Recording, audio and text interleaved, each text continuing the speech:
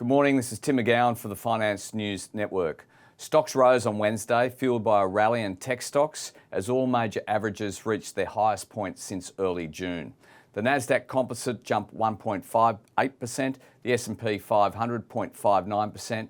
Meanwhile, the Dow Jones Industrial Average was up 0.15%, lagging the two other benchmarks and alternating between gains and losses during the session. Wednesday marked the highest closing level for the Nasdaq since June 8 and the highest since June 9 for the Dow and the S&P 500. While breadth has been showing significant improvement, there are still more stocks making 52-week lows than 52-week highs. Tesla has just reported better than expected earnings, with the stock currently up 2% after market. Information technology and consumer discretionary stocks led gains in the S&P 500, with each sector up more than 1% on Wednesday. Meanwhile, more defensive sectors such as healthcare and utilities lagged the broader market index.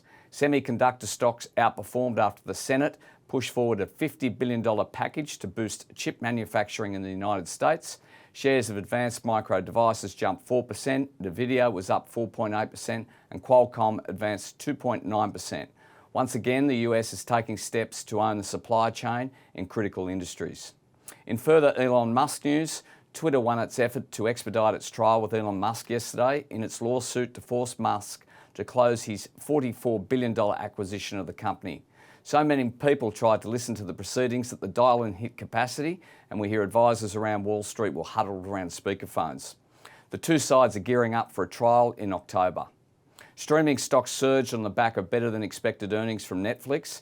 As the company lost fewer subscribers than expected, the streaming service reported yesterday that it lost nearly 1 million subscribers in the second quarter, far fewer than it had forecast.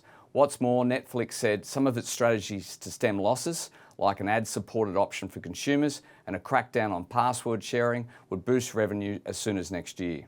Shares of Netflix jumped about 7.4%, Disney advanced 3.8%, and Paramount climbed 3.8%. About 12% of the S&P 500 companies have reported earnings so far this quarter. Of those, 68% have beaten analysts' expectations, according to FactSet.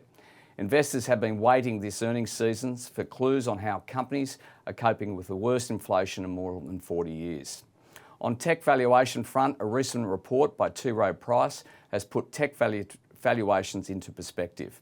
Analysis of stock performance during the pandemic era shows that despite steep year-to-date sell-off, tech stocks have still returned more than twice as much as the broader market. The earnings for many tech companies surged during the pandemic due to the accelerated adoption of many important technology trends such as cloud computing, online shopping and streaming video. While tech stocks gained significantly during this period, their outperformance was partially driven by higher earnings rather than increases in valuation. Overall, the rout in technology stocks has helped to remove much of the froth, and as valuations become more reasonable since their peak in 2021. However, these stocks are still not cheap relative to the broader market. It appears a growth investment strategy may have to take a back step to a value-orientated approach, while tech valuations seem elevated. Meanwhile, Bitcoin reached the $24,000 threshold for the first time in more than a month. Iron ore futures are pointing to a 0.7% gain. Gold lost 0.6% to $1,700.18 an ounce. Silver was down 0.2%. Copper was over 1% higher. Oil prices slipped on Wednesday after the US government data showed lower gasoline demand during the peak summer driving season and as interest rates hit consumers. Oil lost 1.9% to just over $102 a barrel. On the currency front, one Australian dollar has weakened to the US dollar, buying 68.91 cents. And the SPI futures are pointing to a 0.5% fall today. This is Tim McGowan for the Finance News Network.